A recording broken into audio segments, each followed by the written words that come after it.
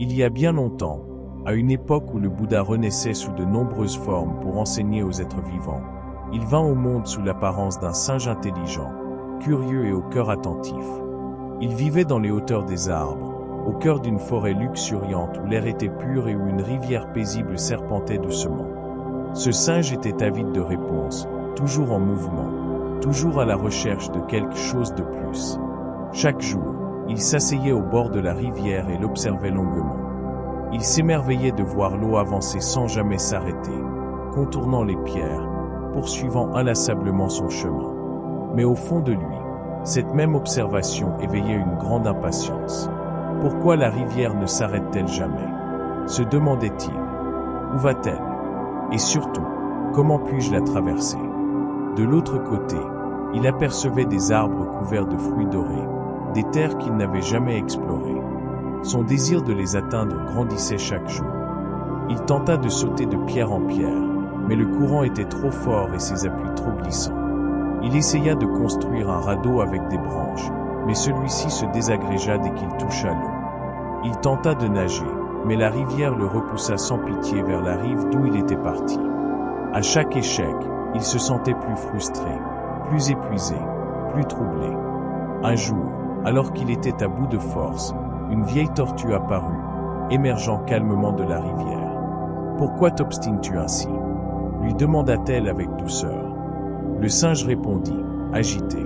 « Je veux traverser. J'ai essayé 1000 fois, mais la rivière me rejette. Comment puis-je la vaincre » La tortue le regarda avec bienveillance et répondit lentement. « La rivière n'est pas ton ennemi. Ce n'est pas une question de la vaincre. C'est une question de la comprendre. » Le singe ne saisit pas tout de suite le sens de ces mots. Il était encore enfermé dans l'idée qu'il devait contrôler l'eau et imposer sa volonté.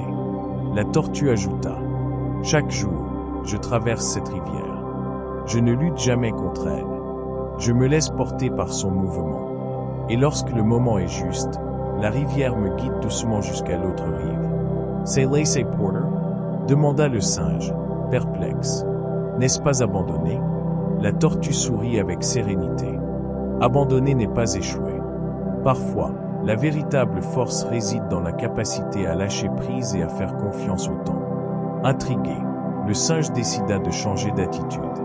Il s'assit au bord de la rivière, cette fois sans colère, sans impatience, simplement pour observer.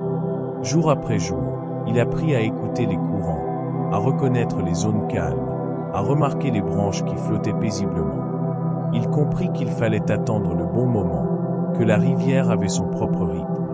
Et lorsque ce moment arriva, il entra dans l'eau sans peur, sans résistance, et se laissa doucement guider par la rivière, exactement comme la tortue l'avait enseigné. Ce qu'il avait perçu comme un obstacle devint un chemin. De l'autre côté, sous les arbres qu'il rêvait d'atteindre, le singe comprit que la véritable leçon n'était pas de conquérir la rive, mais d'apprendre à marcher avec la vie et non contre elle. Le Bouddha, en partageant ce conte, enseigna.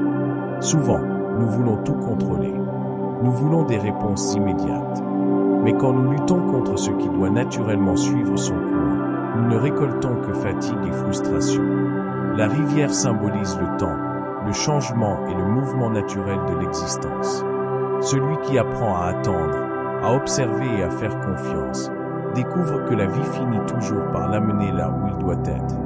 Ce conte nous rappelle que la patience n'est pas de l'inaction.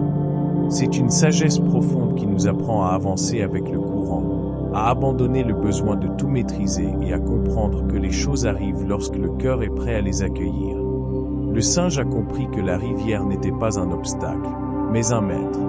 Et la rivière continue de couler, comme la vie elle-même, nous enseignant chaque jour à lâcher, à faire confiance et à avancer avec douceur vers l'essentiel.